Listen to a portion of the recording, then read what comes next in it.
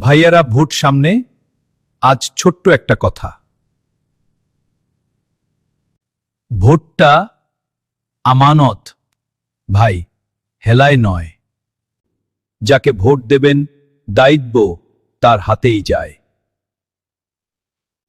পক্ষপাত নয়, আত্মীয় হলেও ইনসাফ।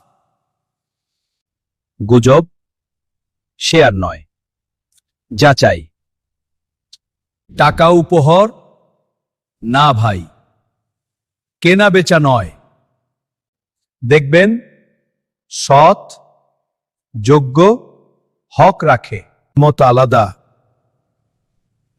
সম্মানটা থাকবেই। ভোটের পরেও দায়িত্ব আছে। ভালোকে পাশে, ভুলকে প্রশ্ন।